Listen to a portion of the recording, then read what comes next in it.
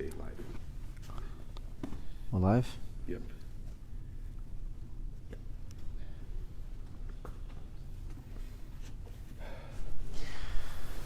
All right, Rabbi, anybody wants to join us? Really and truly, you're supposed to say kinnis. So if you're going to say kinnis, say kinnis. But if you're not going to say kinnis, then go home or talk and involve yourself in Dvarim B'Teilim, then it's a better idea to at least learn the Gemara that talks about the Sugya of the Churban. So I want to say two things about this before we start. Number one, as a rule, the Gemara is going to reference three different Churbanot. We're going to talk about the Churban Bayit Rishon, we're going to talk about the Churban Bayit Sheni, and there's also going to be discussions of the Churban of Beitar, or the loss of Bar Kocha's rebellion. The truth is that all three happened on Tisha B'Av, as well as many other things happened on Tisha B'Av. So that's number one. And I'll try to tell you what's happening when, so you'll know which period it's from. Number two, and this is really important to understand, there was no shortage of stories. It's not like people didn't have tragic stories to share, and it's not like people didn't have terrible experiences.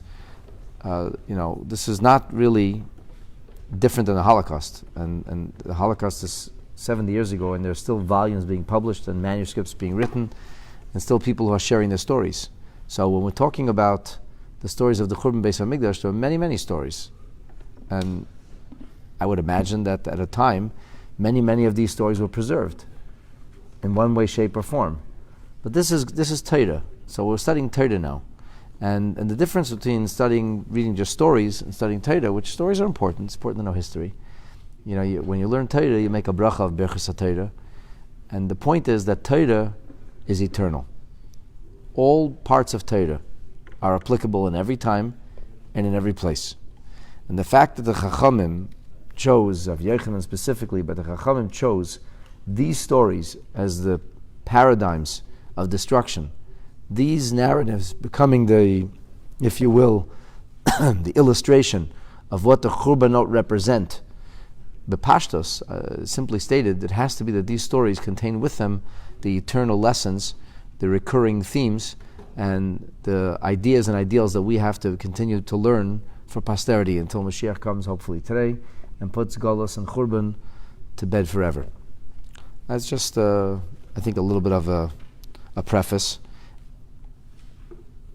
And when you learn these stories, you'll see, I'll try to point out, and I think you'll realize on your own, how some of these ideas are so easy to identify in today's day and age. You see the exact same things that are happening in our time.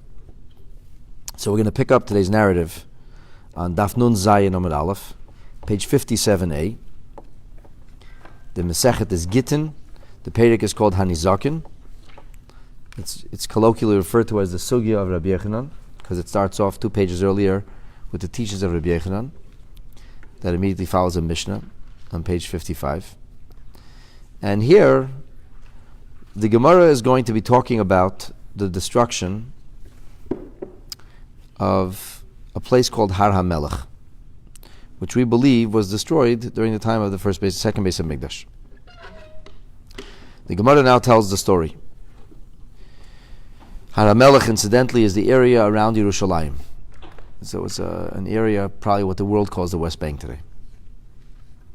The Gemara says, at the colon, right where the lines are getting wide, Atar Negela v'Atar Negelta Chorav Tur Malka. On account of a rooster and a hen, Tur Malka, which is the Aramaic name for Har HaMelech, Tur is a mountain, Malka is a king in Aramaic, so in Hebrew it's Har HaMelech, that this region, the Har HaMelech region, was destroyed. So that makes absolutely no sense. It was destroyed because of a rooster and a hen. And even as we're going to read that there's actually a story that what catalyzed the ultimate destruction was a story with a rooster and a hen. Why would Torah say it's a rooster because of a rooster and a hen? Har HaMelech was destroyed because we didn't behave right, because things were inappropriate. It's like earlier when the Gemara says Akamsa Bar Kamsa Nechrav Besa, the Nechrav Yerushalayim, that the Beis Mikdash was destroyed because of Kamsa Bar Kamsa. They couldn't get along, and one shamed the other in public, and nobody said anything. The Chachamim were sitting there they didn't protest. Although there's many answers in the Mishfarshim why the Chacham didn't say. Some say the Chachamim imagined that the Kamsa must have done something terrible to Bar Kamsa. Some say the Chacham didn't really realize what was going on. They didn't clue in. Some say that the Chachamim themselves were afraid, and therefore out of fear they didn't act. But at any rate, we see that there was sinas chinam. We see that there was this wanton, unwarranted hatred. And because of this kind of hatred, so that's why the Beis Hamikdash was destroyed. Okay, well, that makes sense. It makes sense to say that. Why would you say? Why would the Gemara make a statement that Har Melech is destroyed because of a rooster and a hen? So let's see what the Gemara says. Let's see what the story is, and then maybe we'll try to understand why the Gemara would introduce the destruction of Har Melech, which according to some opinions had tens of millions of people living. The Gemara itself is going to query how that's possible, but there's that's the guzma at least. That's the numbers we use. So this is an area that was enormously populated. And it's all because of a rooster and a hen. So first let's see the story of the Gemara. The Have Nehigi, it was the custom of people in Har HaMelech and Turmalka, Kavim Mafke, Chasona v'Chalasa, that when they would bring out a Chasan and Kala, so it's always a procession. There are certain things that have always had processions involved with them. There's a procession, you lead a Chasan and Kala. So Mafke Kamayu, they would have, going before the procession of the Chasan and Kala, of the bride and groom, they would have Tarnagoyla, V'Tarnagolta. They would have a rooster and a hen. So today's day and age, they have a flower boy, a flower girl, and an invitation boy, they walk down the aisle. And then they walk down the aisle, they would have a rooster and a hen walking down the aisle. Sounds rather ridiculous. What would they do that for? So the reason that they had a Tarnagol and a Tarnagolta is because they did things for a siman tov. The good things to bring out like some kind of, like a good sign. What's the good sign? We'll see in a minute. Kaloimar, in other words, the Gemara says, as if to say to the Chasan and Kala, Pru Revu Kisarnagoylim, that you should be fruitful and you should multiply like a rooster and a hen. And this can be understood in two ways. First of all, there are many things we do in Jewish ritual and tradition because we call it a segula. It has like a propitiation. So we have, for example, the chuppah is performed outside under the open air. Why? Because there's a blessing to Avraham Avinu, that he said your children will be like the stars of the heavens. So therefore, when you have a young couple getting married, we have them getting married under the stars of the heaven. I ask you a simple question. If you have a chassan and kala that are righteous and pious and good people, and they daven and they learn and do mitzvahs and do all the things they're supposed to do, but they didn't get married under the open sky. And then you have another chassan and kala who violates everything in the book, but they got married under the open sky. You think the second chassan and kala have more bracha? That would be the greatest making of a ikar, a tafula ikar. It's a ridiculous approach. Where you look at a segula, you look at a propitiation, it's like people don't put on film, but they wear red strings. Really? You think that brings you closer to the Eibishter? You wear a chamsa around your neck, but you don't keep Shabbos. You think that's going to bring you closer to God? It makes no sense. Ridiculous. Okay, so segula and propitiations, they cannot be the basis of what we do. It could be in addition. We do whatever it is we're going to do, and in addition to everything else we're going to do, we also try to engage in segulot. We also try that everything in life that we do should be aligned with the narrative and the structure of Chazal, of our sages, and of the Chumash, and of the tradition of the Jewish people. So it doesn't mean to say that because you had a rooster and a hen walking by, that's why they're going to have children. So it was like one more added thing, something else they did as a skula. But there really is another way to another message here. And it's a very subtle way of telling the bride and groom that they should be fruitful and multiply. Very often, young couples in our community come to me and they want to know if they use birth control. I say, is there a problem? I said, no, we just got married now, we're not sure. We want to get to know each other first. You want to see if you want to be married. I don't understand. If you got married, you made that choice. What do you mean you want to see if you want to be married? It doesn't make any sense to me. What is the purpose of marriage? The purpose of marriage is to bring children to the world. That is what marriage is about. So, and it's the greatest bracha. And people say, but let me first make a living. I have to make my first million. I have to. Then I'll think about starting a family. We're going to start a family in 3 years, Rabbi. We have it worked out. We'll start a family. There's a famous Midrash. The Midrash says that the Moshe Rabbeinu wanted to see the face of God. Hareini noas kvedecha. So the Eibishter said to Moshe, nothing doing. It's not happening. Lo yirani ha'adam v'choy. That's what the Chumash says. So there's a medrash that says, Kishiratzisi lo yiratzisa. When I wanted, you didn't want. Where is this? When Moshe Rabbeinu saw the burning bush, and he saw the presence of Hashem, and it says that he covered his face, ki yarei, because he was afraid to look. He was afraid to look. He was overwhelmed. It's his first major revelation. He was afraid to look. So the Medrash says, God said to Moshe, Kishiratzisi, when I wanted to show you my face, leiratzisa, then you didn't want. Now, achshav sha'ata reitze, ani eini reitze. Now you want, no, I don't want. In other words, you're tempting fate. A couple gets married, they have all the brachas, they have all the hope, the optimism, all the spirituality. There's a siddur on top of the Chumash, take it off. On top of the siddur. So they say, we're not gonna have, we're gonna have kids in 3 years and 4 years. What does that mean? Is it like that's why you get married. You get married, but this is obviously something which it's very difficult. Like tell young people in their face, So sometimes you have like the Bubba says, when am I going to see Nachas? That's like, what's Nachas? Nachas is like a code name for the next generation.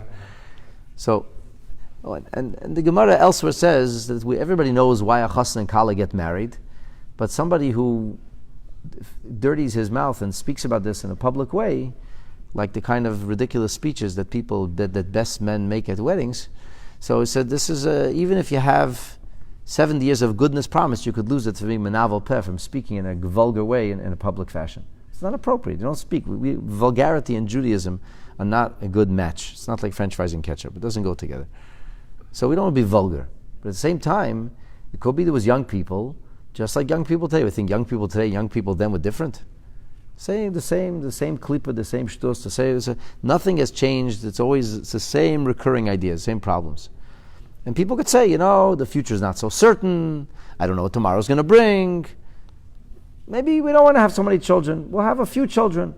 The biggest problem the Jewish world has today is we're not reproducing ourselves. We have an average less than 2 children. If you take out the Frum Elam and the Haredi Kreh, if you take the Jews who are not inspired by Torah mitzvahs, they're having something like 1.3 children. So that means it's finished. It's a self-imposed death sentence, self-imposed genocide. There'll be no next generation. You have 2 Jews, and 2 Jews together are leaving behind 1.3 Jews and 2 dogs. There won't be Jewish people. That means you're going to have, besides the assimilation, and the intermarriage, millions of Jews. There'll be nothing left. So this has always been an issue. So what did they do? What they did is they had a rooster and a hen walk in front of the chassan and kala. And in as much as this was done every single time, and every chassan and kala had the same thing, what do you think? It didn't cause some conversation. It didn't make them think twice. There is no animals that we have that are more prolific than roosters and hens. They lay eggs every day. And because they lay eggs every day, this was a very, very profound way, but subtle way, to tell the young couple, listen, kinderlach, the reason we get married is to bring kinderlach into the world. That's why we get married. That's what marriage is about, building a family. Marriage is about bringing another generation. And it's a blessing. So this is what they used to do, and this is like, I guess what you would call some of the understanding behind it. It's interesting to note that there is no blessing of pru revu to behemot and chayot. God, when He created the animals, He didn't say to them pru revu. And only we find it with regard to birds, that Hashem said that they should be fruitful and multiply. We find it with regard to fish, to marine life. And finally, we find it with regard to people. And that's, of course, the first mitzvah mentioned in the Torah. Pru revu milus haaretz. Be fruitful, multiply, and fill the world. So, it's very hard to get fish to walk down the aisle. That will be a very difficult thing to do. Right? So since you can't have marine life coming down, and we're not so sure that amphibious creatures are included in this blessing, the natural thing is to find birds. So why a rooster and a hen? I mean, a simple reason would be because the roosters and hens don't fly. If you have a pigeon, they'll fly away, even though people have a lot of pigeons. JetBlue has like this ad. They don't serve meals, right? Supposedly to keep their fares down, or used to keep their fares down. So they have a picture of a chicken that says some birds were meant to fly. They don't serve chicken.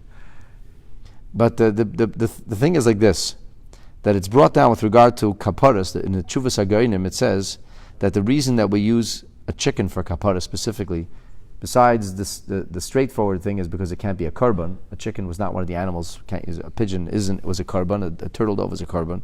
And this couldn't be used as a korban. No, we should have a mistake. So we specifically look for the kind of rooster which is called a gever.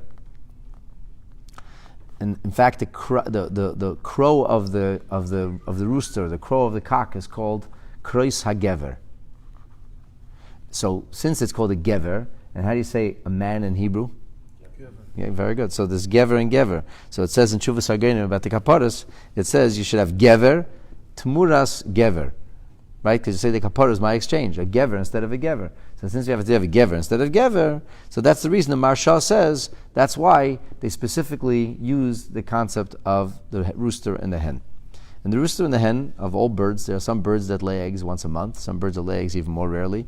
But roosters and hens, they lay eggs very, very quickly. It's like a daily occurrence.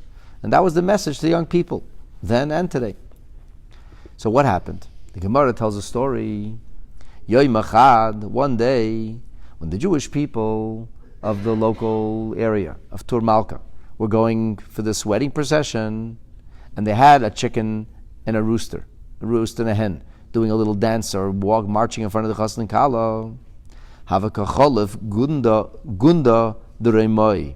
There was a troop of Roman soldiers that was passing through the place. What did the Roman soldiers see? They saw lunch walking towards them. They're hungry soldiers. And they saw a chicken, a rooster, and a hen. Lunch. So they grabbed lunch and took lunch. V'shaklinu minayu. They took the rooster and the hen. So how upset could the locals be? They figured if you take a rooster and a hen, they'll be upset. Nobody starts up as soldiers. They have weapons. And they're not known for being necessarily nice. Roman armies were brutal. A rooster and a hen didn't even think twice. It wasn't meant to offend. They needed lunch. The Jewish people became terribly offended. I guess maybe it was the family of this Chassan and Kala. They thought that this is a terrible premonition. This shows that they won't have children. Something like that. So Naflo Alayu, they immediately attacked this this troop of soldiers. Ummachanuhu, and they wiped them out. Or they beat them, they smashed them. So this is a very serious offense. In the eyes of the Romans, a troop of Roman soldiers, who represents the Roman Caesar, was attacked by a group of locals. And they were vanquished. Also, they came to their commander, and eventually they sent a message, or maybe they themselves were sent to bring eyewitness. For Amru Leila Caesar, the message got through to the Caesar in the Senate in Rome, and the message was, Mordu Bach Yehudai. The Jews are launching a rebellion. The Jews are launching a rebellion. And so when the Caesar of Rome heard this, Asa Alaihu, so then the Caesar came and he declared war on the people of Turmalka, and a terrible battle and massacre ensued. So let's stop and think here for a minute. Was this an overt act of anti-Semitism, or they hated Israel? On the surface, it doesn't seem so. On the surface, a group of Roman soldiers who were occupying one of their many vassal states saw lunch, so they grabbed lunch. It's not so terrible thing. They don't seem to be so pronouncedly anti-Semitic. And the Roman Caesar was always worried about different territories that they had occupied, parts of their empire that would secede. They're always worried about that. And because they always worried about that, if you got a message that your troops, that your soldiers, that your army was attacked, what would you do if you were the Caesar? You would throw all your military weight behind squashing this rebellion, because that was the only way the Roman Empire could remain a Roman Empire. It's natural to assume that various indigenous peoples had patriotism and nationalism, and they don't want to be part of the Roman Empire. Why should they send all the tax money off to Rome so the Romans could eat and drink and be merry? They want to eat, drink, be merry. Who wants to send away all his money somewhere far away? People didn't necessarily want to be part of the Roman Empire. It's never been the case that when countries are occupied by a foreign power, that they welcome the foreign occupying power. The normal thing is, it's typical, that the locals will immediately organize resistance. Even the countries in the World War II that were occupied by the Nazis, even there were those who were big anti-Semites and they persecuted the Jews, they still, many of them still had partisans, and they had the governments in exile, and they had soldiers that were doing battle or helping the Allies. It's a normal thing. So the Romans are very sensitive to this, and because they're very sensitive to this, and of course in the end that is Rome's undoing, the moment they heard of such a thing, they launched a counterattack. And so we're going to hear the details of the counterattack. So maybe then there's something more. We have to assume that if we're talking about, specifically the story happens with a rooster and a hen, and they took away the rooster and the hen, and that's why all this unfolded, that there's a deeper message over here. So the Maharal of Prague, he says that Tur Malka was known to be one of the most well-populated areas of Eretz Yisrael. Tremendous amount of people, a huge birth rate. And they had great blessing. I'll tell you something interesting. There's a Rashi in last week's Parsha, and Rashi talks about the bracha that Moshe Rabbeinu gave the Jewish people. When Moshe Rabbeinu said that the Jewish people should be blessed, Elef pa'amim kacha. They should be blessed 1,000-fold as they are blessed now. It's a pretty serious blessing. Because if the Jewish people then numbered 600,000, so what's 1,000-fold? 600 million. And if the Jewish people, if you count not the 600,000, but if you count all of the people, which means 600,000 is males from the age of 20 to 40, or 20 to 60. But if you count all the women, automatically it goes from 600,000, now it's 1.2 million. And then you have to add in all the children, and you have to add in the elderly people, especially it was common to live well past 100 those days. 2 million is very, very conservative estimate, very conservative. 2 million, it could be 3 million. 2 million times 1,000 is 2 billion. So what happened? Rashi tells us that the people kvetched to Moshe. They said, Moshe, ata neisen kitzvah leberchasenu. You're giving limits to our blessings. God gave a blessing to Avram Avinu, ashalei yasafer. But we should be, im yisper, could anybody count? Can anybody count the grains of sand? We'll be non-countable. And here you're giving us a limit of 1,000. So Moshe Rabbeinu said, V'yivarech eschem kasha diba lechem. This is mishali, zu mishali. This is my blessing for you. God will bless you like He'll bless you. So the obvious question is, okay, so when is God going to bless us? Most of the Mefarshim concur that this has something to do with the coming of Mashiach. In fact, the Rebbe notes that there's a blessing in the previous Parshias, Mimana Afar Yaakov. Afar Yaakov, who says this? Bilam says this. And Bilam, most of Bilam's prophecies are projected futuristically into the coming of Mashiach. So then comes the question, if Moshe Rabbeinu, if God's blessings are for Mashiach, when are Moshe Rabbeinu's blessings for? For now. Where's the blessing? Other Mefarshei Rashi say that Moshe Rabbeinu's blessing was even when we didn't deserve it. When we deserved it, we get God's blessings. If not, at least Moshe Rabbeinu was able to actualize what Moshe Rabbeinu can actualize. Where is it? So there's a Mefarish on Rashi called Masiyach Ilmim. The Masiyach Ilmim says that this blessing was fulfilled for the people of Tur Malka. That the people of Tur Malka had millions of people. It's a small region in the area of Eretz Yisrael, area of Yehuda, and millions and millions and millions of people live there. As you're soon going to see, the Gemara gives the examples of millions of people. And if you'll say, but I was just in the West Bank, and there's no room for millions of people, don't worry, the Gemara is going to ask the same question. And the Gemara is going to introduce a different idea of how Eretz Yisrael functions. So at any rate, like along the lines of what the Masiyach Ilmim says, we have to assume that the highest birth rate in the whole Jewish world at that time was in this place called Tur Malka. And people married, probably married young, had many, many children. It was an enormous amount of people. And that was why they had the chicken, the rooster and the hen. That was the whole rooster and the hen thing.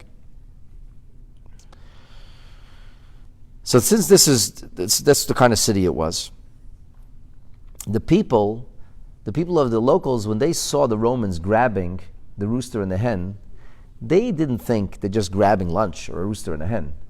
They thought, they're trying to stop our birth rate.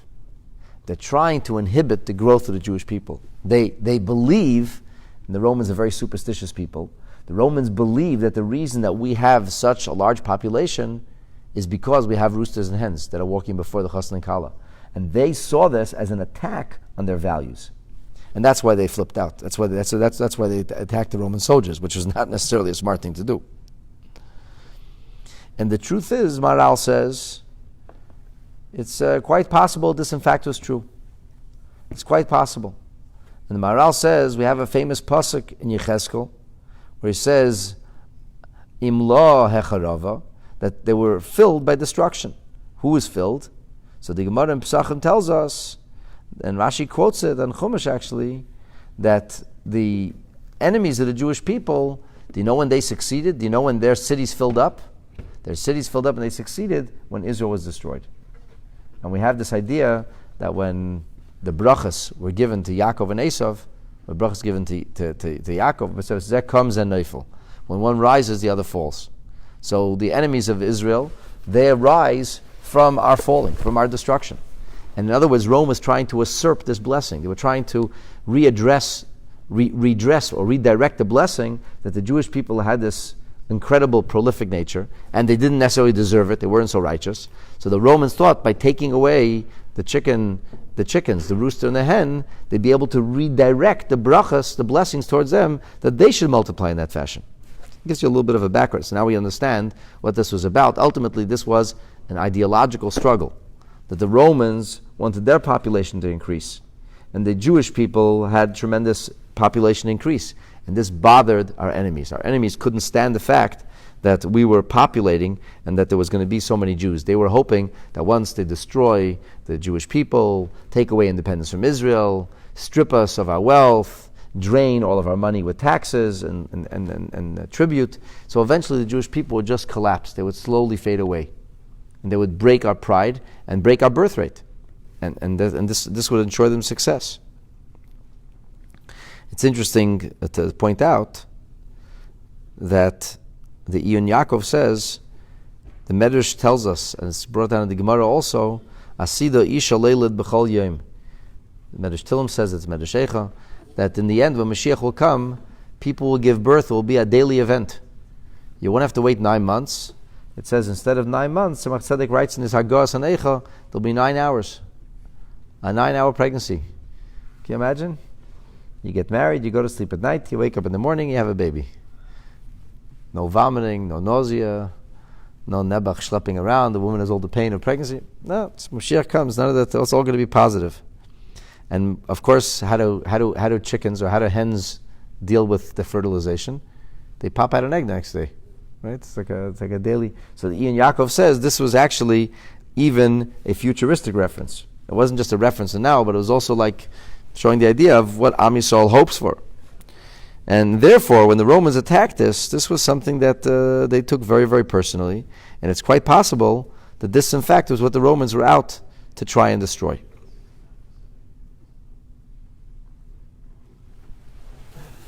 So what happened? So what happened was that the Jewish people were no pushovers. And we were ready to defend ourselves. In fact, we did defend ourselves. The problem was not that we didn't have self-determination.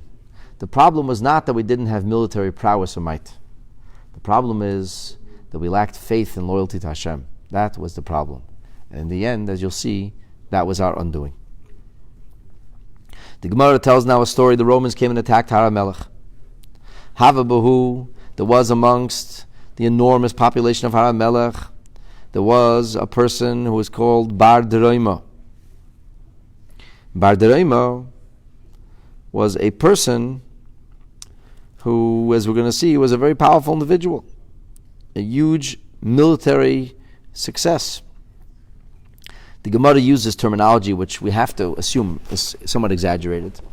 Dafei kofetz mila, he could spring or jump a mil, a farsang, which is well over a mile. V'katel bahu, he would come in like an Apache helicopter. He would jump in there. He would kill Roman soldiers, and then he would run away. Then he'd jump away. So he zoomed in, zoomed out, and this way he was able to wreak tremendous havoc on the Romans. Now, obviously, this cannot mean literal. Nobody can jump a mile. Doesn't just like unless it's a miracle. If it's a miracle, fine. But we don't get the sense that it's a miracle over here. So the question is, how does this work? Incidentally, I want to point out one more thing before I go on to Bar Dreima. Just remembered something else. The Yaakov also says another thing. He says, what did the Pharaoh want to do when the Jewish people were living in Mitzrayim? How did his decree begin? What did he want to do? Yeah, he wanted to stop the birth rate. Kill the babies, infanticide, kill the babies, kill the baby boys. Baby girls will marry Egyptian men. In other words, they understood that the way to destroy the Jewish people is by destroying the birth rate. If there's no birth rate, there'll be no Jewish people. Think about the situation of our day and age. How many Jews who are not plugged into Torah mitzvahs, how many Jews are getting married young? Every year it's getting pushed off more. The median age of marriage keeps rising. What happens, scientifically speaking, if you get married later, the chances of childbearing immediately plummet. The most fertile years for a woman is in her 20s. The average girl's busy making sure she has a career. First you have to tour Europe, then you have to have fun, then you have to get another degree, then you have to try to find I say to young couples, so be in school, so you'll be married, you'll be in school. No. And the parents come to me, Rabbi, don't mix in, it's not appropriate. First, my children have to make a living. And they have to be able to afford a big house, and they have to afford many vacations. Then they'll get married. So they get first engaged. When they're 27, they finally get engaged. Then I'm fighting with them, so get married already. No. I have to first get everything in order. And the people are getting married in their 30s, so the chances of having children already go down, but something by 40%. It's much harder to get pregnant, and whatever. So it's like, what's the biggest challenge for the Jewish people?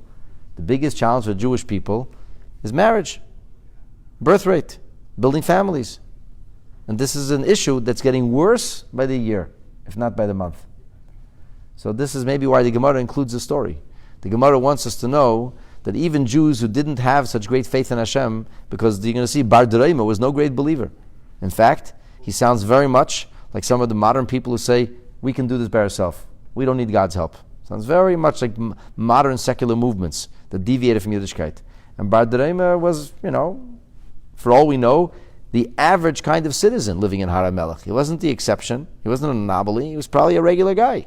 So his attitudes in life probably prevailed. But at least they had many children. That they understood.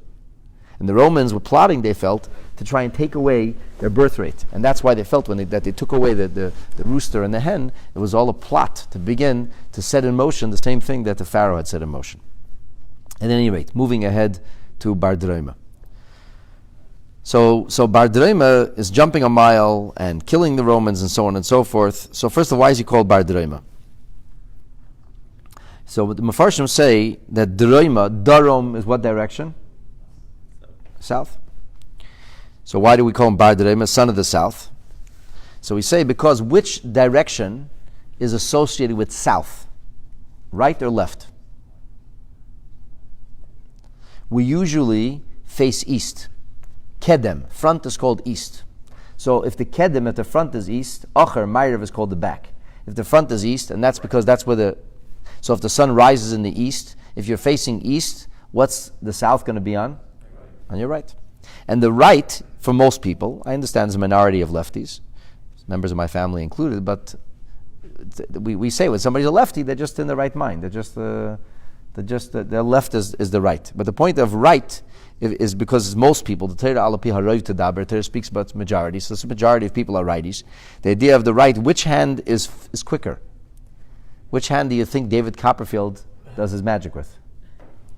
If you're looking for sleight of the hand, if you're looking for swiftness, if you're looking for deftness, if you're looking for talent, anything that people are talented about doing, which hand would they use? Right. A righty can get probably 2 or 3 times as much done, if not 5 times as much done with his right hand than with his left hand. So, God forbid somebody sprains their wrist or whatever. If you sprain your left hand, if you're a righty, you can still usually button your shirt and you can still get through most of the things in life. It's a little more difficult. It's good to have 2 hands. But one hand, if you need one hand, if you can have your right hand, you're going to still be able to get things done. In other words, speed and alacrity and the efficacious nature of getting stuff done is very much connected to the right. And where do we see this in the Torah itself? There's a pasuk in Tehillim in Psalm 89 where it says, Tzafon means north, V'yamin ata barasam. North and right you created. So if it says north and right, what does that mean? that means that naturally we associate the south with the right. So therefore, this is one idea of Bar Dreima, that he was people say, some people they have two left hands with two left feet. They're clumsy. Bar Dreima was the polar opposite of clumsy. He was extremely, extremely swift. He was a real athlete. Everything he did was like remarkable. Now, also, the name of the place is Har HaMelech. Har HaMelech means the mountain of the king. And what is the idea of a king or royalty? What does it denote? Controlling a situation. I forgot who it was. When I was a kid in Philadelphia, all the kids in my class were into the 76ers. They were a very good team then.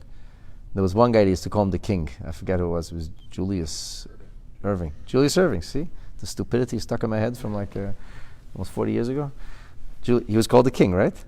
Something like that. Julius Irving was called the king. It was Moses Malone and Julius Irving. This is the big guys of the Sixers. Right? So you want to say he's the king, or somebody says the Kingmaker. The term king means he rules over something. He controls something. So when we talk about this idea of Har HaMelech, these are the people, they were like in control. And Har HaMelech was where he was from, and they were known for being very powerful people. They were the guys who got stuff done. Here's now another fascinating remez to the idea of the right. We know in the Beis Mikdash, so the shulchan with the lechem upon him was where? It was always on the tzafon. It was always on the north side. And the Gemara says, this guy was Bar Dreima. He was, so to speak, the opposite of everybody else. Everybody else was Har HaMelech. They were like more of the prosperity, sustenance. He was the guy who was on the right making stuff done. Whatever. There was various allusions that the Mefarshim talk about.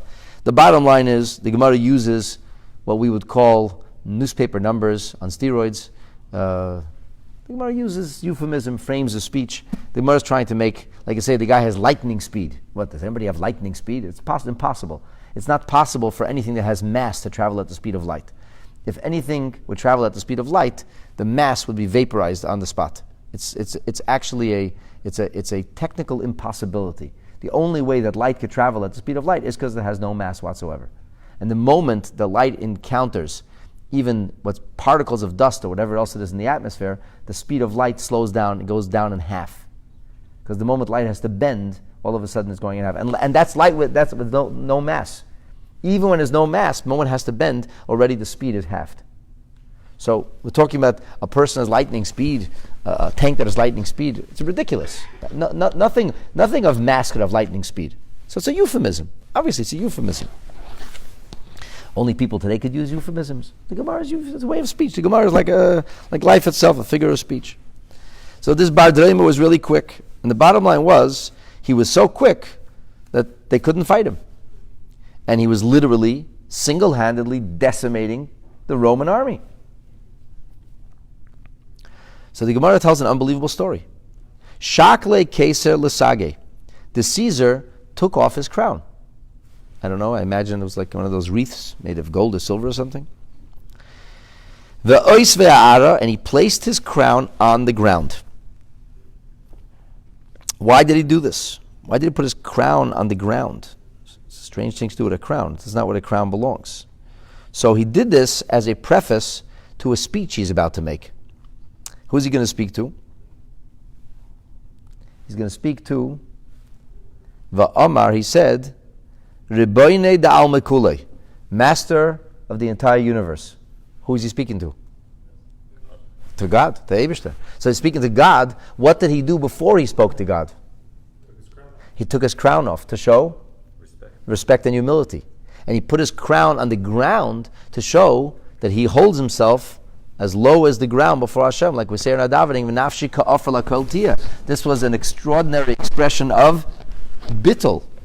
This is self-renunciation. This is not your typical Roman. So this Caesar humbled himself before God.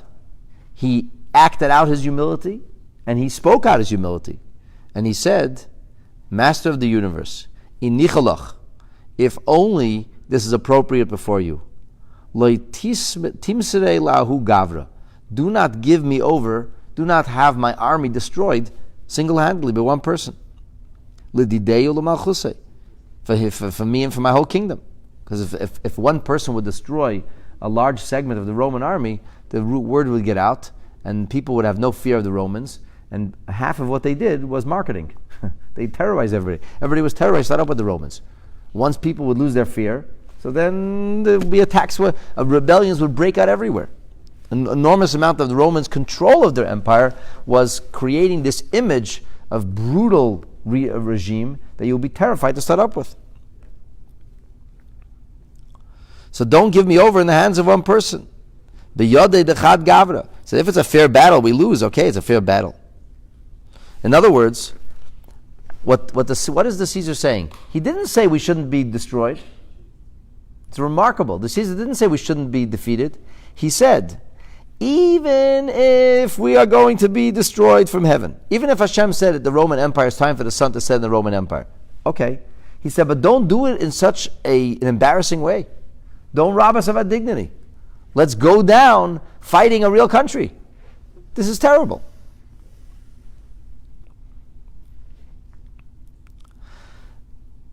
And since the Caesar humbled himself before Hashem in that manner, and he took the crown which represents the royalty, the kingdom itself, and he put it down on the ground like that. So he said that itself should be an act of, he hoped, would elicit Hashem's blessing. The Ben Yehoyada says something very interesting here. He says sometimes if it was nigzar, if it was decreed on a person, something negative, so you could be yotzeh, you could fulfill this by doing something else, something which is not as horrible and negative, and with this you could fulfill whatever negativity was coming your way. One of the examples of this, it's customary, it's a custom of the Baal Shem Tov, that during the high holiday period, the beginning of the new year, that we ask for a piece of honey cake. The custom is called in Yiddish beten lekach, not getting lekach. That's in English. In English they say I didn't get lekach. But really in Yiddish, which is a revealing language, it's not to get lekach, it's rather to ask for lekach. Beten lekach. Why do you have to bet lekach?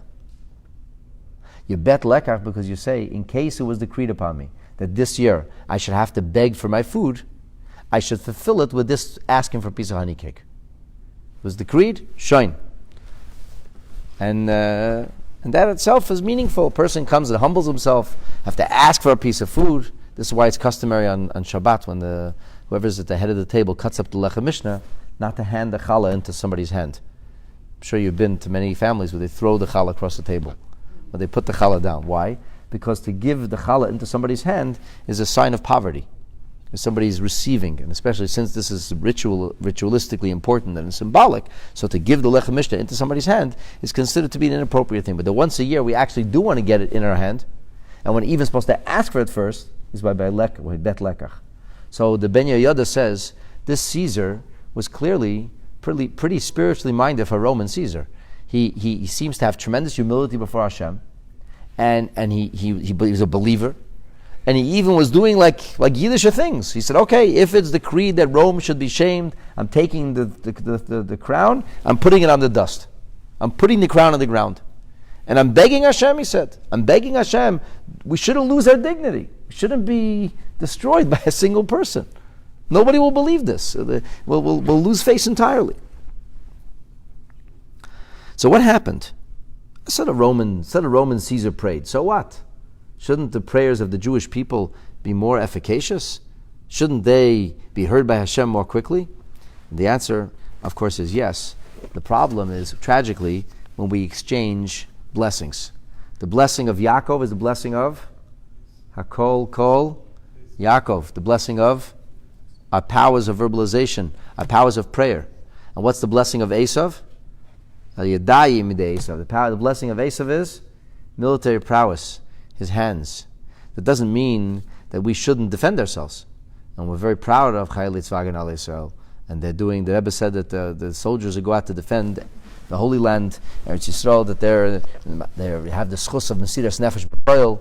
They're not in theory laying their life down. They're actual Meiser Nefesh for the Jewish people. And the Rebbe called Israel's wars Mechemes Mitzvah, a mitzvah of Haganah, a mitzvah of defense, saving lives, mamash, from these monsters who want to kill and massacre and maim, Rachmana litzlan. So that's We have to do what we have to do. But the question is, what becomes defining?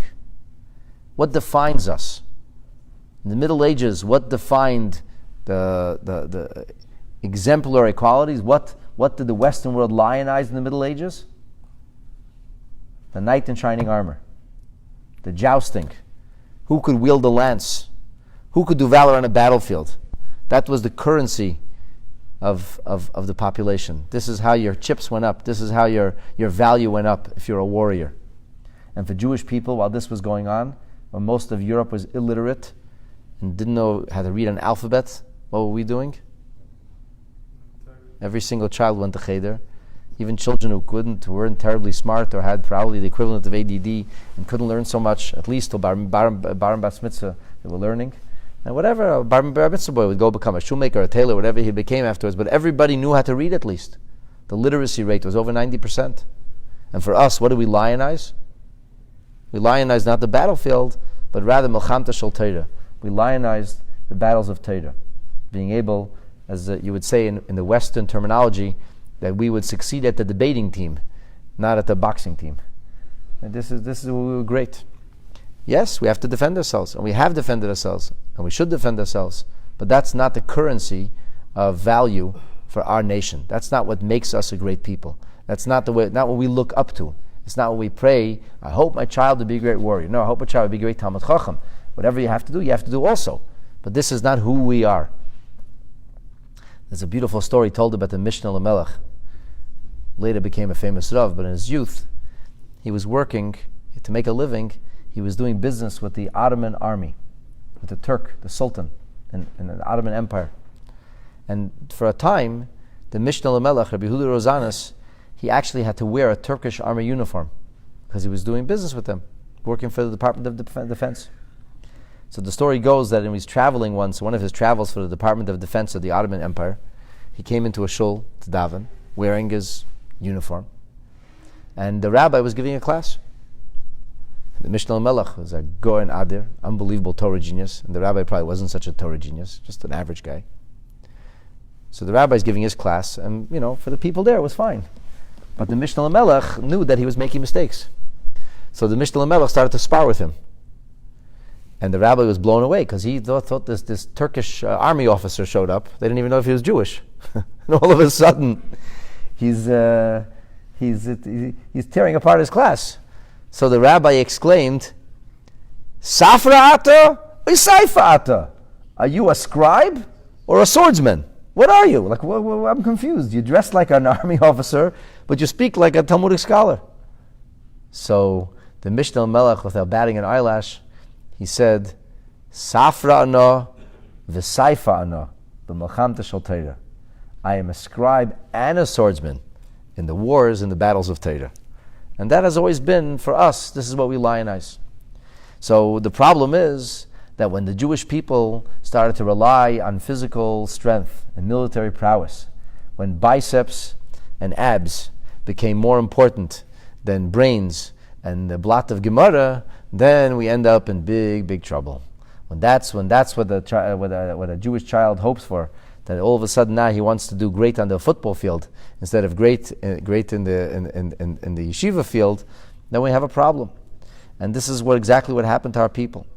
Because while the Roman king was davening for begging Hashem that he shouldn't be destroyed, what was Bar Derema doing?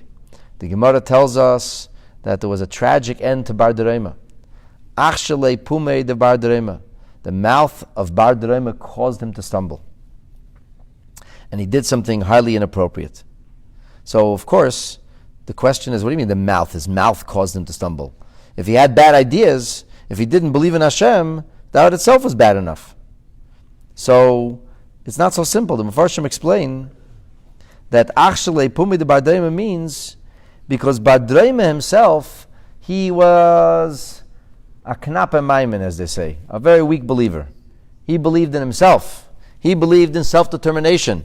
He said, we don't need God to choose us for anything. We don't need His blessings. Thank you very much. We can defend ourselves, God. You do your thing and let us do our thing.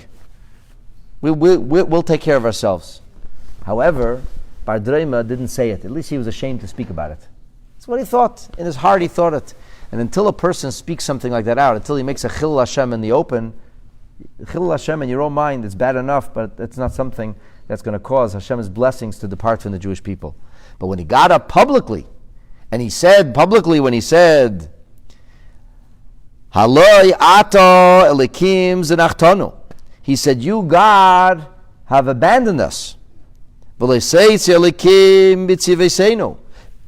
You, God, do not go out to do battle for us. Maybe once upon a time you did miracles for your people, but you don't do this anymore, God. When Bar Duraima said these words, so then when he made a public chilul Hashem, when he publicly demonstrated that the Jewish people had traded in their blessings of Torah and of Tefillah for the blessings of swords and spears for military might, when he said, God doesn't go out to battle for us, we'll do battle for ourselves. When this happened, this caused the downfall of Bar Duraima. But the Gemara says, 1 second, but David Nami Amar Hachi. This is actually a quote from the 60th Psalm of Tehillim. In the 60th chapter of Tehillim, David HaMelech says those very words. So the Gemara says, it's not what David HaMelech said, it's how he said it. It's how you say it. David HaMelech, says the Gemara, Atmui kametame. David HaMelech was expressing astonishment. He was in a state of amazement. Halo yelikim. Could it be God? Zinachtanu. Halo ata likim zinachtanu. Have you abandoned us, God? Leiseitzi likim b'tzivasenu. You will not come out and do battle for us. That's what David HaMelech said. It's almost like a prayer. It wasn't a statement. You know that the famous story, the guy who accused somebody of being a thief, and the whole town was talking he's a thief. So the man went to the rabbi and he says, Moshe accused me of being a thief, Rabbi. The rabbi said, are you a thief? He says, no, chas v'shalom, not a thief, and he accused me and he slandered me. It's lashon hara, ma'aseh shemra. The rabbi called Moshe and Moshe, you said Yankel is a thief? He said, I sure did. He said, what? It's lashon hara, ma'aseh shemra. You're slandering, you're defaming. The Torah prohibits such a thing. How could you do that? He said, Rabbi, everybody knows it.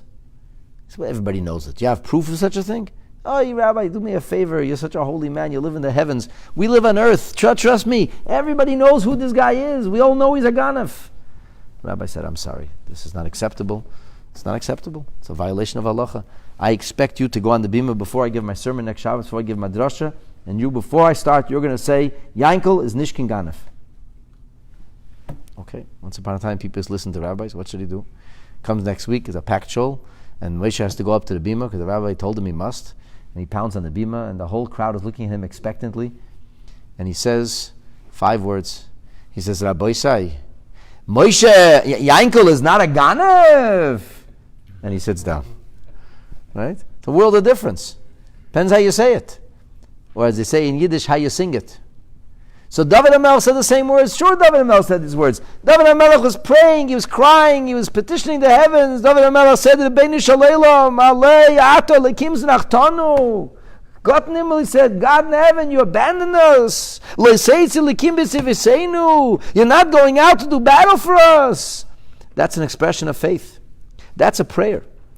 But Bar Duraima, he said it matter of fact.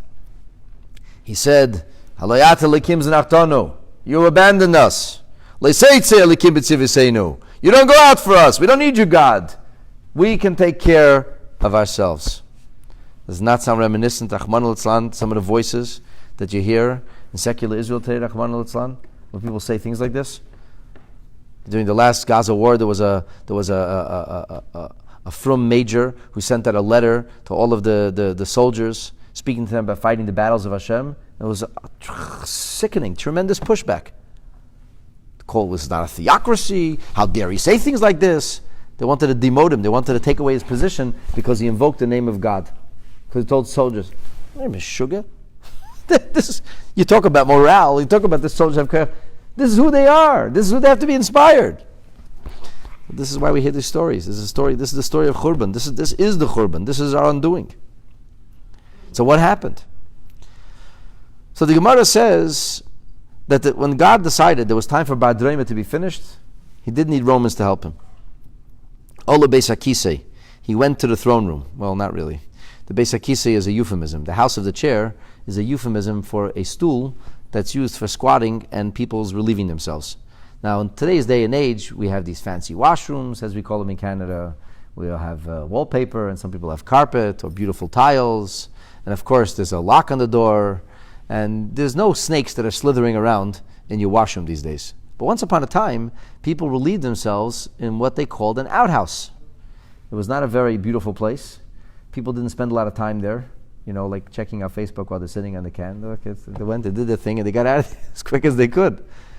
And what happened was, a lot of times, it was rustic and it was open. There was some people didn't even have floorboards in the house. They had snakes in their own house, for sure. In a washroom, in an outhouse, what they used to there was.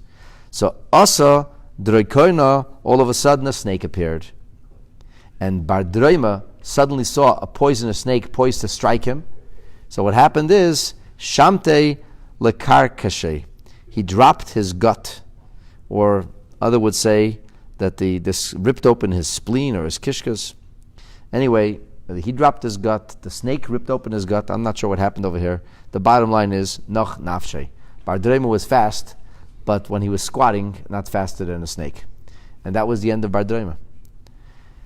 Now the Roman Caesar sees that Hashem answered his prayers. The Roman Caesar sees that he beseeched heaven. He begged Hashem. He didn't speak to his idols. He didn't call on Zeus and Apollo. He didn't call on whatever other gods. He called on the God of Israel. He was a monotheist. He spoke about the Bema de Kula Alma. So when he saw this, he said, since a miracle happened now this time, Ish bekinhu, I'm going to leave them. I'll leave it alone. I'll leave the Jews behind. Shavkinu v'azal. The Caesar himself packed up and left, and they retreated. They pulled back. They weren't going to do battle. And here comes our second undoing, and this remains the same possible undoing in today's day and age. What happened? The people should have been humble.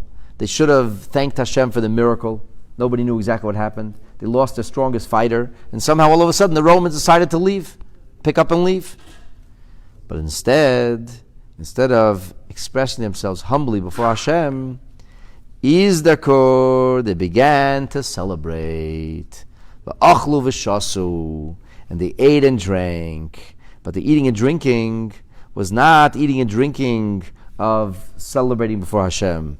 This was eating and drinking. This was a carnal, materialistically minded kind of celebration. And at Liko Shrage, they lit up the fireworks, or whatever else the equivalent was of the day. And there was a big simcha.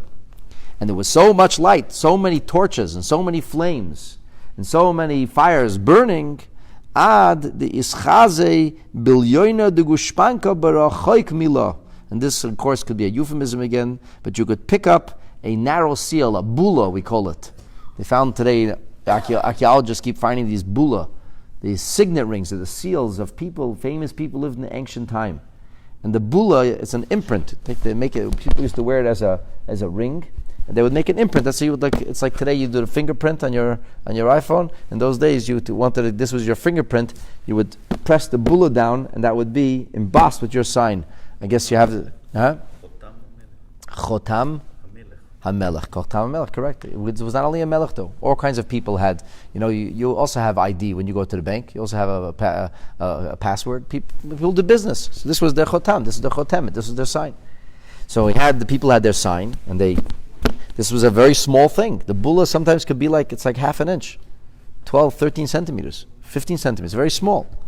But it was so lit up that a person would be able to identify the markings, very small, in the middle of the night. It was like floodlights. That's how lit up it was. And again, this could be a guzma, this could be the Gemara using euphemistic terminology, but whatever, that's the Gemara is making a point, like lightning speed, like a skyscraper. It's expression. It means there was a lot of celebrating going on. Rashi says, Bilyuna de Gushpanka means Misha Hoyole Tsura Betabata, a person who had an imprint on his signet ring. He would be a mil which is well over a mile from the city. He would be able to pick it up and see the details by virtue of the light that was emanating from a farsang away. So this was a huge celebration. And clearly the celebration was not a God-oriented celebration. So what happened? Word got to the Caesar. Word got to the Caesar that in Har HaMelech, it's Mardi Gras. They're singing and celebrating and dancing in the streets. They're shooting fireworks. They lit up torches. They think they won.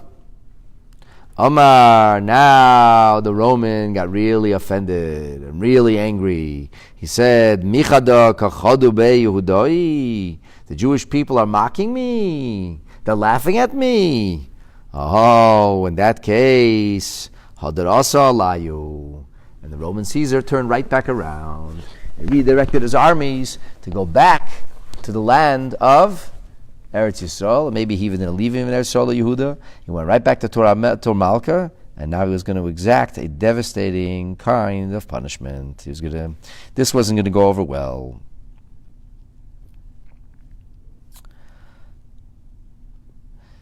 And the Mefarshim tell us the worst thing about this was that the Jewish people should have been singing Hashem's praises.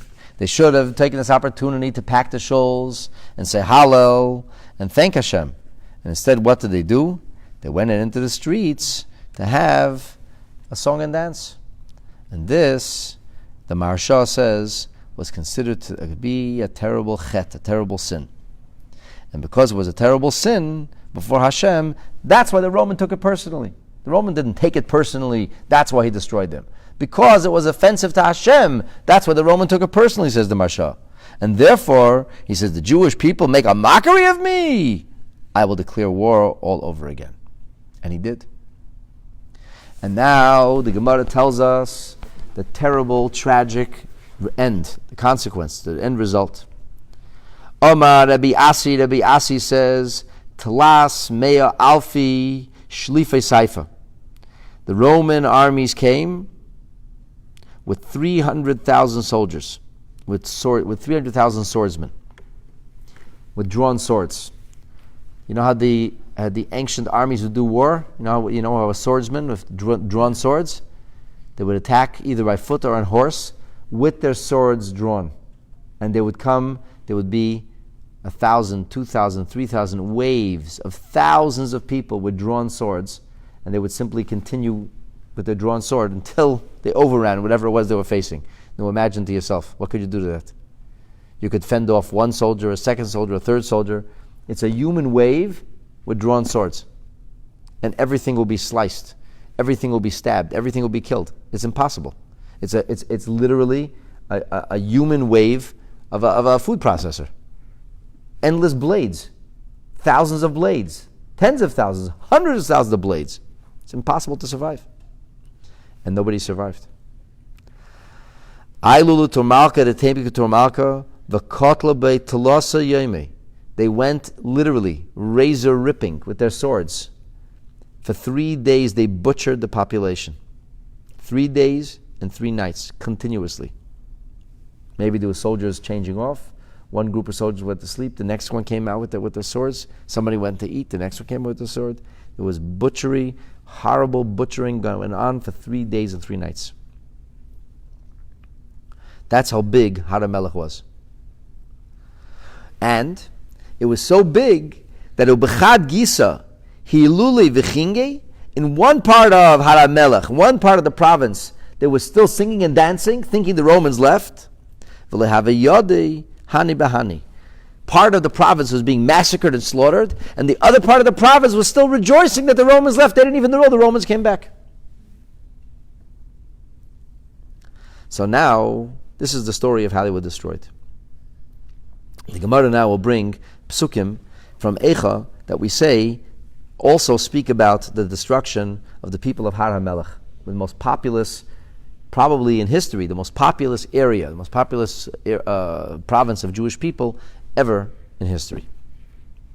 It says in Megillas Eicha, in the beginning of the second chapter, the second pasuk, it says, Bila Hashem v'lechama alas kol ne'es Yankiv. God destroyed, and he did not have compassion or mercy for all the beauty of Jacob. That's what the pasuk says. Now the beauty, the Mefarshim say, means the houses of Jacob, like the word Nave Shanan. Nave means a house. So that's what the meaning of it is. Hashem did not have mercy on the house of Jacob. Says the Gemara, Omar, Ki Asa Ravin, when Ravin came from Eretz Yisrael to Bavel, Ravin was a student of Rav Yochanan. He lived in Eretz Yisrael. At a certain point, Ravin left Eretz Yisrael and he came to study Torah or teach Torah in Bavel, in Babylon, where the vast majority of the world's Jews lived. So he said, Ravin said, in the name of Rabbi Yochanan, Elu Shishim Ribe Ayaris. This refers to the 600,000 townlets Shahayu Lo Liyaneh HaMelech that were existing under the tutelage of King Yanai, Bahar HaMelech, in the area of Har HaMelech. And HaKadosh Baruch Hu allowed the entire Har HaMelech and all of its population to be massacred. 600,000 cities. That's what Gemara says. The Amar Rav Yehuda Amar Rav, Rabbi Yehuda says in the name of Rav Asi, Shishim Ribi Ayoris, 600,000 cities, Hoylil Yana HaMelech Bahar HaMelech. King Yana had in Har HaMelech.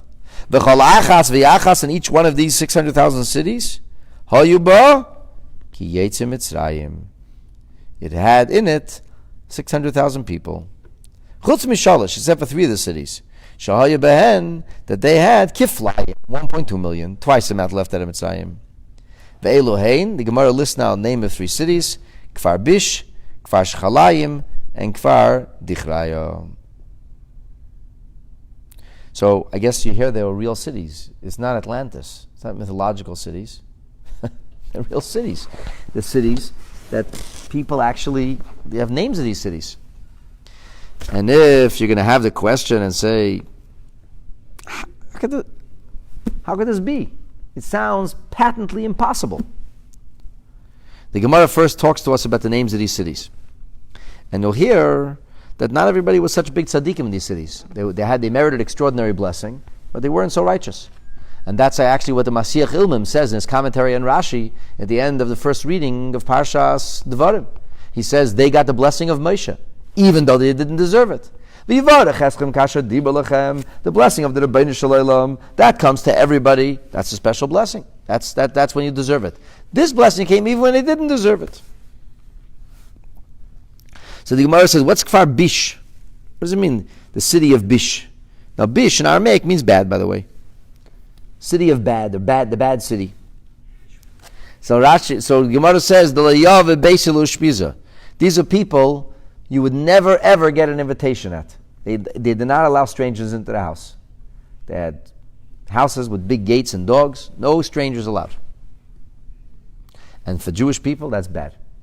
Because the sign of a Jewish home is an open home. That's Avraham Avinu. That's the first home. That's what the chuppah is supposed to represent. The chuppah is open on all sides. It's not intimate. It's open. To say that a Jewish house is not supposed to be an intimate place. It's supposed to be an open place. The bedroom is intimate. The house is not intimate. It's a place for everybody. So this was a bad village. A village like Sodom. They didn't allow people in. Kfar Shechalayim. Why is it called Kfar Shechalayim? Because Shahoisa Parnasason, their Parnasa was from a kind of herb which is known as Shechalayim. How does he translate it over there in your art school? The village of Kress. Kress. For me, Kress and Shechalayim is the same thing. I don't know the difference. Anyway, some kind of vegetation. I once heard it's saffron. I don't know. Whatever it was. That's what they dealt in so what does that tell us really? What does that mean for us? Who cares if they dealt in Shechalayim? Who cares if they're min yerek? So the Maharsha says, what we're trying to show you is how the people had more blessings than they deserved. Because this is an enormous place. And if it's an enormous place, what's invariably going to be the challenge of an area that has tremendous population? To feed it. Exactly. How are you going to get parnasa? How are you going to feed these people? And yet, here was an enormous place that had 1.2 people living there, and they all made their living off selling cress. I don't know. Sold some grass. It's not marijuana. This is like for a salad. Not salad dressing. This is salad. How'd they make parnasa off some salad? Like, how could that work? He said, this has to be a blessing. This has to be a bracha of parnasa. It's an unbelievable thing. To make parnasa from herbs, and everybody managed to make a living out of this? So it doesn't talk about how bad they were, but it does give us an understanding of how blessed they were, far beyond what they could have deserved. What's kfar dichraya? Kfar dichraya, so the word dachar in Aramaic is like the word zachar in Hebrew, because in Aramaic, dalid oftentimes takes the place of a zayin. So dicharya is like zachariah or zachar. Amar Rav Yochanan. Rav Yochanan says it was called the village of males. The firstborn child was always a male. V'yeldes nekeva, in the end, it was always a female. Ba'achreina upeiskes, and then that's it. Then they would stop. They knew that they were done. They were done having babies.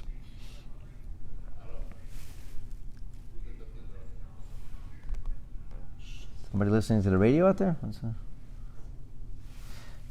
So the question now is, what's up with that? What do we care if they had boys first and females last? What's the point here? So the thing is like this. The Gemara in Bava Basra tells us that a bas tchila simin yafa lebanim. If the firstborn child is a girl, it's a sign of your probably is going to have a large family.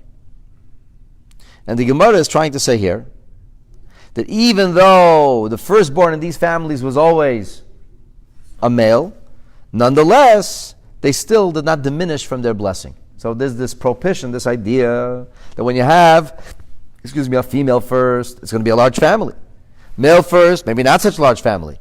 Over here, all the families had females first, and despite the fact that they all had males first, nonetheless, they were still all were simin yafa lebanim. That's what the Maharsha says. That's the message over here. And another way of understanding this is that bas tchila simin yafa lebanim means that bas and ben is about Yiras Shamayim and about the study of Torah. Bas is a euphemism, the Zohar says, is a euphemism for Yira, for awe of Hashem, reverence. Like it says, Isha Yiras Hashem hi tisalo. So Yiras Shamayim is a feminine trait. And scholarship, and knowledge and Torah is a masculine trait, which is not necessarily goes according to the genders. There's masculine traits and men and feminine traits that are not about genders. There's masculine trait, the feminine trait. There are males who have masculine traits and males who have feminine traits. There are females who have masculine traits. Nobody's exactly the same. Just because a male has feminine traits or certain feminine they're feminine in certain ways doesn't mean that they're a boy, that a girl trapped in a boy's body. Torah doesn't accept that. Torah doesn't tell us we're able to change these things. Torah does not buy into that. In fact, I asked a shaila by a very famous posek recently what to do about a situation where you have a girl who decided she's a boy and made a surgery. It's a real problem. Am I judging anybody? People do as they do. But I wanted to ask a person who's acknowledged as the biggest posek for sure in Toronto. His name is Rabbi Miller, Shlomo Miller, from the Kollel. I went to the Shlomo. I said, I have a shaila for you. Tell me what, if this person comes to shul, which part of the shul should they sit in? I don't know. I'm a little rabbi. This is beyond my pay grade. You tell me a psak din. Now, this is a man who's asked, he's consulted from the whole world, like halacha. He's known as a master in halacha. He's a big posek. He didn't answer right away. He said, this is a real shaila? I said, yeah, it's a real shaila. He thought, asked questions this way, that way. I said, I heard some of the Rabbanim said that a person like that should sit in the men's section because it's all about hirur. It's all about, it's really about appearance's sake. So he thought a long time, and he said to me, no. And I said, no. A man is a man, a woman is a woman. Torah does not believe you could change these things. And halacha, there's no changes. So people call it whatever they want. Secular government wants to call it a woman. That's a secular government's problem. We're not going to can't tell a secular government what to do. But the secular government can't tell us what the halacha is. So the halacha is that person is patur from tefillin. That's a halacha. And the mitzvahs asr azman grama, that because they have a surgery does not mean that mitzvahs change. Whatever. People do whatever they want. I don't have to judge anybody. I'm not allowed to judge anybody. That's nothing to do with questions. This is a simple nuts and bolt halacha question. What's the halacha? He says, according to halacha, a person was born a girl with all the masculine traits in the world. She was born in a female body. She's a female. She has to sit in the women's section. But he said it should be separate from the other woman. I'm like, great. Like, how am I supposed to pull that off exactly? Right? I don't know what's going to happen. But this is a shayla. It's a serious shayla.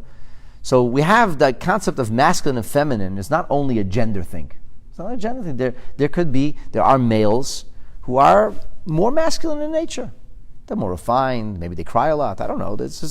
And there are women who eat nails for breakfast. They're very masculine in nature. They're very tough, and they don't show emotion at all. It doesn't make them change from man and woman. It just means there are traits which are more masculine, are traits which are more feminine. So the way the Zohar talks about it, in Avodas Hashem, there are things which are more masculine and things which are more feminine in Avodas Hashem. And therefore the Zohar says that as a rule, that excellence in Yirah Shamayim, in reverence for Hashem, that's a feminine trait. Yirah is a feminine trait. Torah is a masculine trait. So what should come first? Reverence for Hashem or mastery and knowledge of Torah? What should come first?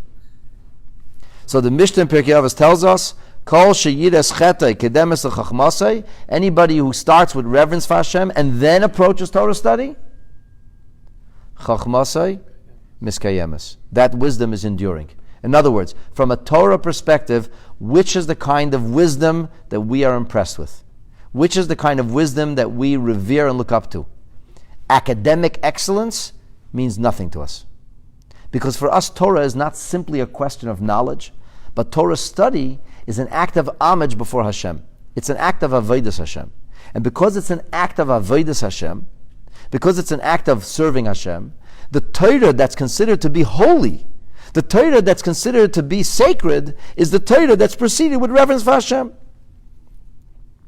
What happens if you have chachmasay, kedemes liyirasay? What happens if somebody's paramount emphasis is on wisdom and knowledge? He's a big professor in Jewish knowledge, but has no yirah shamayim, has no reverence for Hashem, doesn't really fulfill mitzvahs, doesn't act in a way which is reverential towards the Rebbeinu Shalom. He has no sense of spirituality about him, no sense of awe and obedience before him for Hashem. What do we say about that wisdom? Ein chachmasay miskayemes. In other words, so the Shev Shmaitza interprets this Zohar and he says like this. He says, Bas Tchila is a simin yafa lebanim, proverbially speaking means that a Bas Tchila means that having Yirah Shamayim, that has the feminine trait is more important. You have to begin with the feminine trait of Judaism. The feminine trait of Judaism is reverence, Yirah Shamayim. And that has to come first. And if it's a Bas Tchila, that's a simin yafa lebanim, then that's a good sign for the Torah, which is more masculine. The Torah is more the idea of, like it says, Milchamta shel Torah, as we said earlier, the war, the battle. And Torah represents like almost a battle. You know, you walk into a yeshiva, you'll see the people yelling and screaming at each other. And there's a famous Gemara.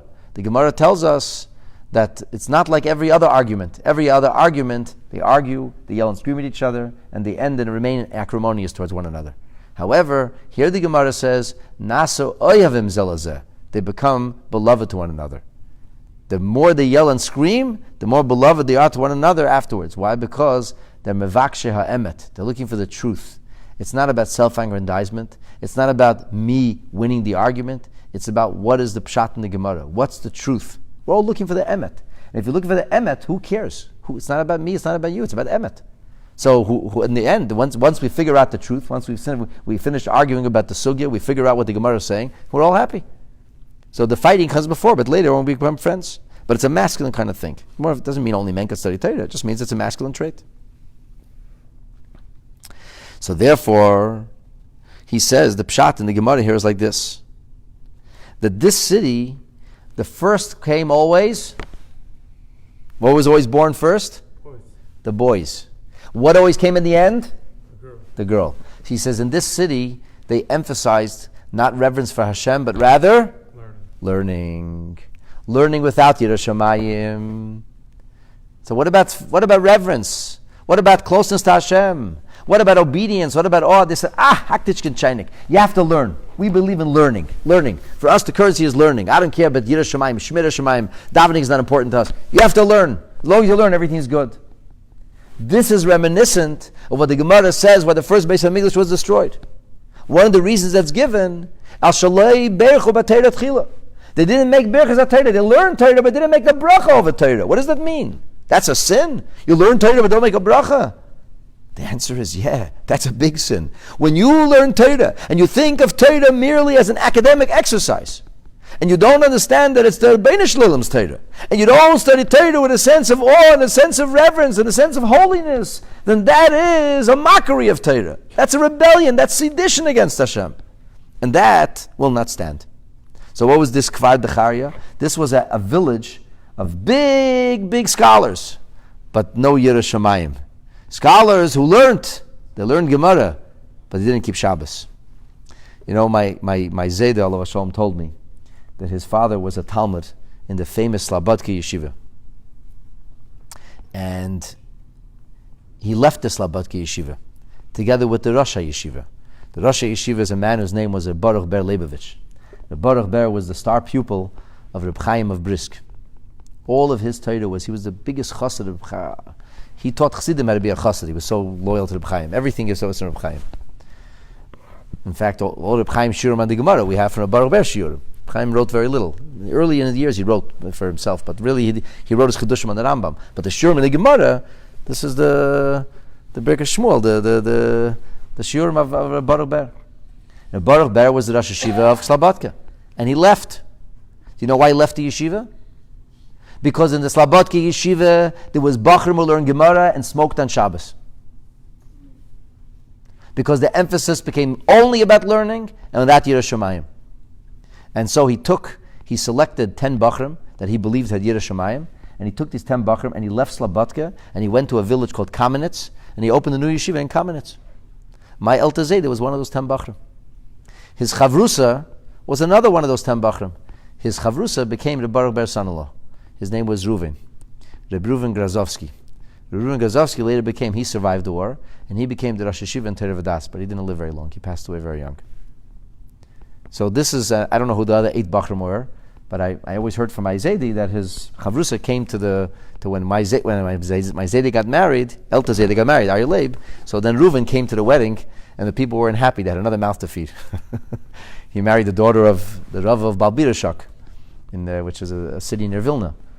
But in the end, they were happy because he was very gifted. The Reuven was very gifted. He was able to play with language, and he made grammar. He made like these poems and entertained everybody. So in the end, he told me they were very happy with him. Story from the past. Why am I telling you this story? I'm not here to attack the Slobodka Yeshiva. I'm here to tell you a matter of fact. This is a fact. This is what I heard from my own Zayda, who passed away 13 years ago, from who he heard from his father. That's not a story somebody told.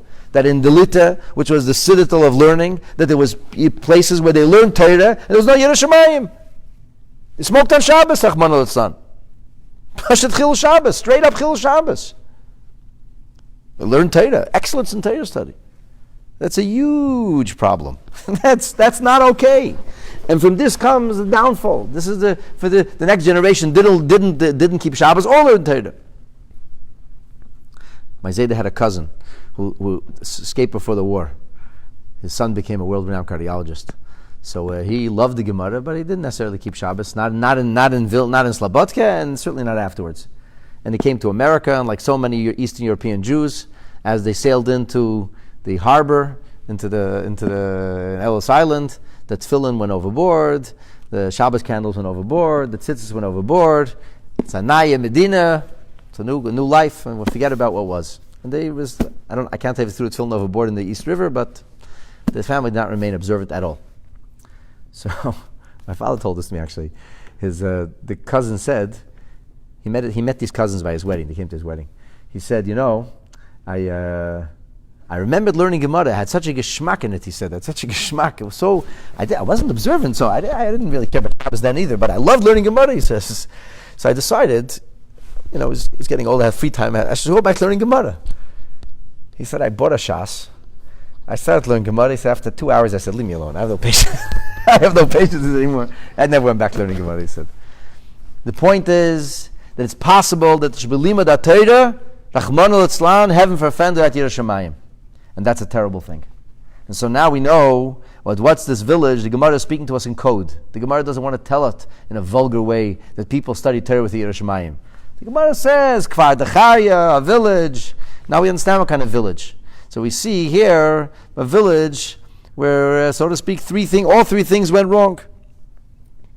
All three things went wrong. We have over here the idea there was no Achnasas Orchim, no Gemilas Chasadim, a village called Kfar Bish, the evil village. But at Kfar Shachalayim, they had tremendous success in Parnasa that they clearly didn't thank Hashem for, which is the concept of tefillah. There was no davening. And then we had a village called Kfar Dechaya, lots of Torah, but it was not Torah. A Torah shelo berchet tefillah is not a Torah. So you have no Torah, no Aveda, no Gemilas Chasadim. You don't have anything, any of the three pillars that the world stands on.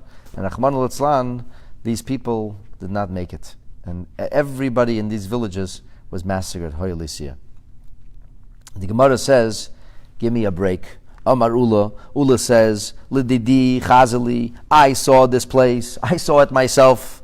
Ula lived in Bavel, but he came to Eretz Yisrael. He said, I saw it myself. I saw Ahu Asra. I saw this place. I saw the place called Har HaMelech. We still have the remnants. There's still the destruction. You still see. He said, Afilu Shitin Ravasa Koni Le Magzik. You couldn't even get 600,000 stalks into this place.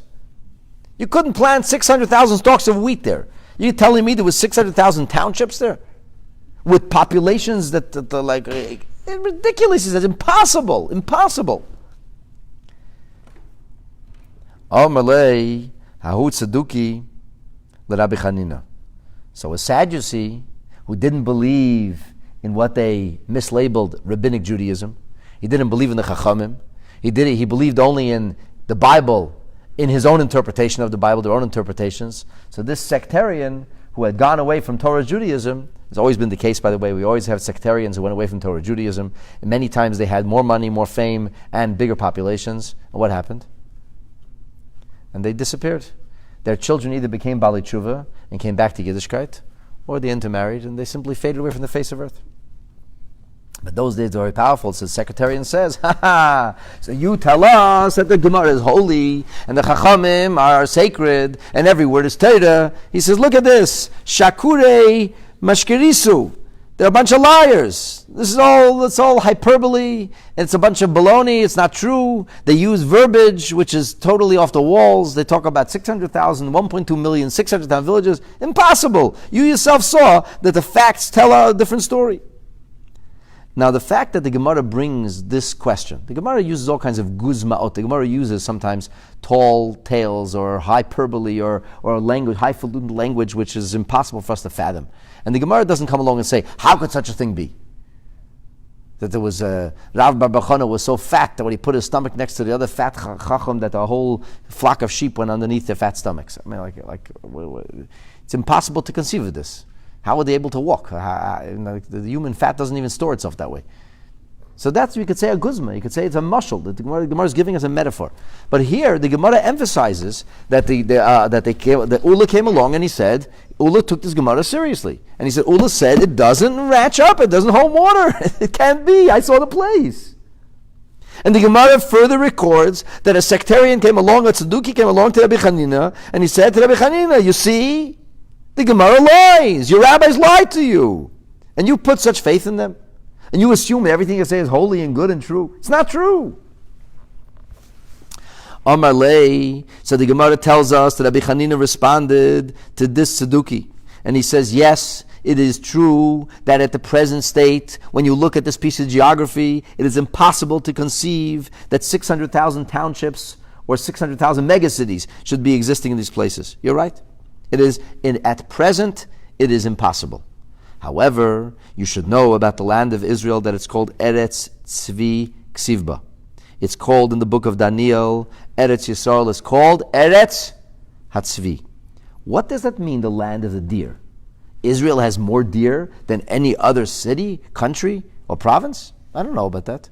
We have no evidence that Israel has more deer. So why would Daniel in his prophecies talk about Eretz Hatzvi?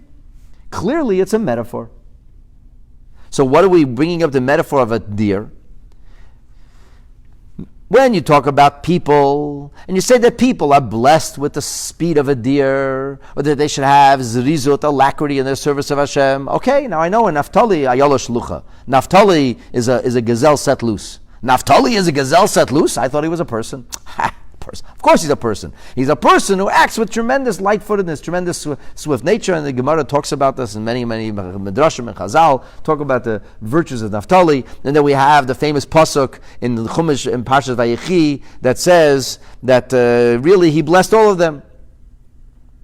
Ish kiberchasi beirech. Everybody got their blessing, but really it says he blessed all of them. And Rashi says, what does it mean? It means really that everybody got all the blessings. It's just Ish Kibur Chasei, everybody got their unique blessings. So it's Naphtali got Kalusei, Shalayol, he got the light-footedness of the deer. Yehuda got the Giber, got the Gvura of an Aryeh, and so on. And Binyamin got Chatifasei, the courage, the insolence of the ability to swiftly seize on a situation like a Ze'ev. But really every one of us has all these talents and abilities. So therefore, the Shulchan Aruch comes along and says, Ratzka Tzvi. Everybody should run like a. If you're from Naphtali, you run a little faster. But everybody could run like a deer. Fine. He says, okay, fine. You want to tell me a person could have animal-like qualities? I could understand that. I mean, wasn't there like a famous story, a movie like that, Wizard of Oz? Was it? No? What did they give him the lion had no courage or something? Wizard of Oz, yeah. So we have certain animals are associated, even in popular culture, certain animals are associated with certain characteristics. And if it's missing the characteristic, something's missing. Okay, fine. So that's not strange. People use that kind of euphemism, and these animals even became names of people. Ze'ev, a very popular name. Naphtali, as many people have the name Tzvi. I don't know if this is true, but I once heard a theory that the way the name Ze'ev, why people give a name Wolf. What happened is people gave a pasuk. They named the child Binyamin. So it says Binyamin Ze'ev. So the name of the child Binyamin Ze'ev. It says Yehuda Aryeh. So the child Yehuda Aryeh.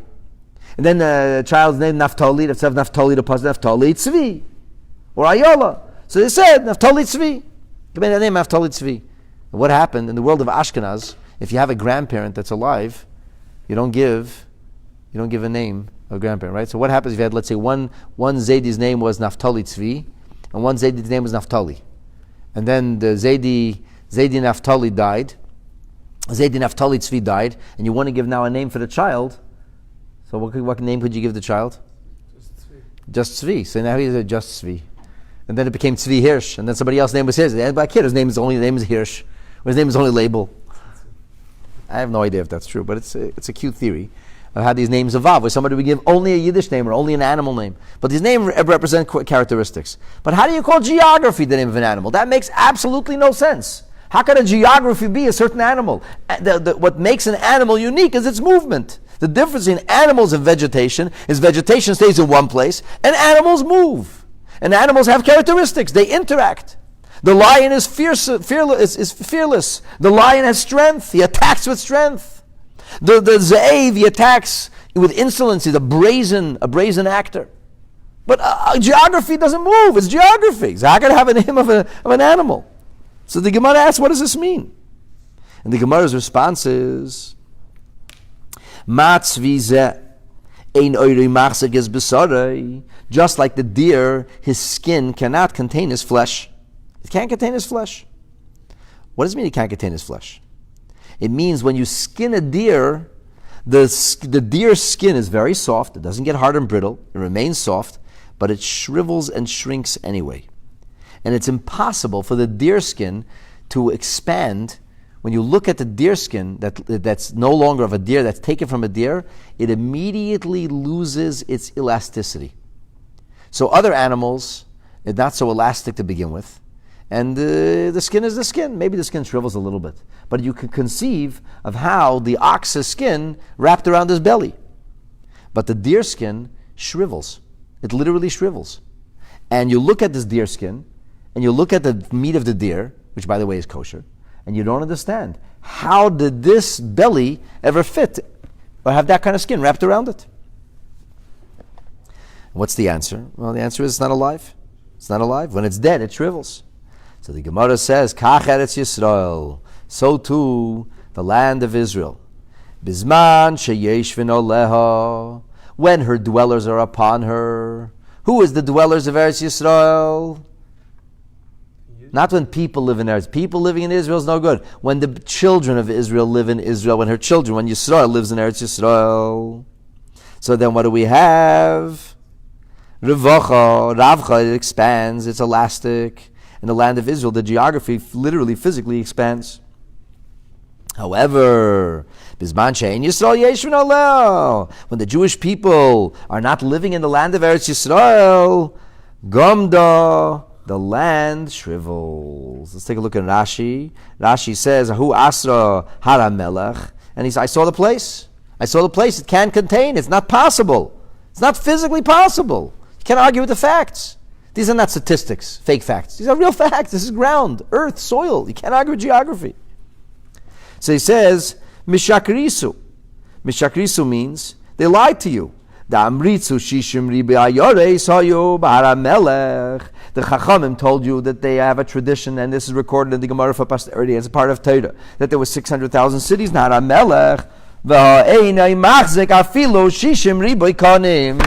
can't even contain 600,000 reeds, 600 stalks. So the Gemara says, Gamda. What does it mean, Gamda? Kamei Gmud Misani, which is a Gemara in Pesachim that talks about the shriveling or shrinking nature when something loses its elasticity. Ein Eirei Machzik B'Sarei, Mishahuvchet. Once it gets separated, what happens is, so then it's no longer able to contain the meat because it shrinks. It's impossible then to take that skin and re-expand it, and it remains, so to speak, forever shrunken. And so it is as long as Eretz Yisrael. In other words, Eretz Yisrael today is, you'll forgive the euphemism, it's a dead land. Eretz Yisrael is only alive when her dwellers are upon her. Eretz Yisrael is alive. The truth is, in a small way, we can even see this in today's day and age. The land of Israel, going back 100, 150 years ago, was a land filled with desert, desolation, malaria-infested swamps, and emptiness. You don't have to accept the Jewish narrative. Go back and look at what Mark Twain wrote in Harper's Row in 1880. Go back and look at the book that was authored by Abraham Lincoln's Secretary of State, whose name eludes me now, in the year 1874, when he went to visit Israel. They write, look what they write. You could travel for miles without seeing a person, without seeing any kind of settlement. It was the most barren part of the Middle East. And when did Israel start to bloom? When Hashem's children came home to their land. When the Jewish people came home. All of a sudden everybody wants Israel. Why? It's a beautiful country. Sure, it's a beautiful country. When the Yidden are there, it's a beautiful country. When the Yidden were taken away from Eretz Yisrael, what happened? It shriveled and died. So when Bizman Sheyeshvel in the fullest sense, when Mashiach will come, the land will expand. It's an elastic place. That makes no sense from a so to speak, a nuclear physics perspective. It doesn't make any sense. We can't imagine such a thing. Okay, so Mashiach will come. There'll be a miracle. Actually, from nuclear physics, it probably does make sense. The nuclear physics could change. And once the nuclear physics change, so then mass changes. Matter changes. Mass changes. It could change. And once mass and matter change, that's it. The Eibishter has his ways of doing things. And there's no other land like this. And that's why Eretz Yisrael is called Eretz HaTzvi. Because every other land, it is what it is. It doesn't expand, it doesn't contract. It don't shrink, and it don't grow. It is, the land is as it is. But Eretz Yisrael is a different kind of place. And therefore, the metaphor is the skin needs the flesh. The skin needs the flesh, live flesh. Who is the live flesh? The Yidden. Who is the skin that contains the live flesh? Eretz Yisrael. So Eretz Yisrael matches the Yidden. And in order that other people should see and know this, in order that they should come along and say, list them out, and they're going to say, you occupied our land, you took away our land. The Eibishter made it this way, a miraculous thing, that everybody can see that when the Yidden go away from Eretz Yisrael, what happens? It shrinks.